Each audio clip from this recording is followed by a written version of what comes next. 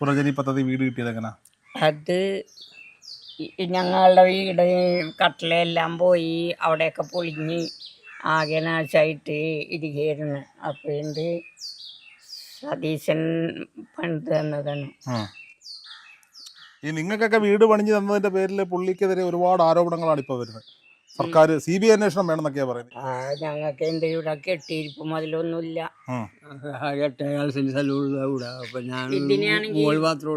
എനിക്കാണ് 72 വയസ്സായി. ഞാനാകെ ആവശ്യപ്പെട്ടു നമ്മുടെ കുടുംബം കഴിഞ്ഞു മാത്രമേ ഉള്ളൂ. അങ്ങനത്തെ സഹായത്താൽ ഒരു വീട് ഞങ്ങൾക്ക് നിർമ്മിച്ച് കിട്ടി. പരവൂരില് VD സതീശൻ മത്സരിച്ച ജയിക്കുവോ തോപ്പിക്കുവോ? അങ്ങനെ ജയിപ്പിക്കണം.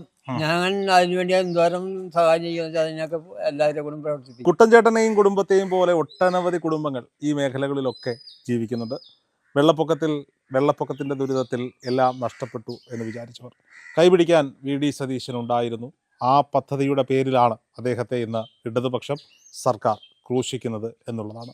എത്ര ക്രൂശിച്ചാലും VD സതീശൻ കോൺഫിഡൻ്റ് ആണ്. കാരണം അദ്ദേഹത്തിൻ്റെ ധൈര്യം കുട്ടൻചേട്ടനെ പോലെയുള്ള ഇവിടുത്തെ വോട്ടർമാർ തന്നെയാണ്.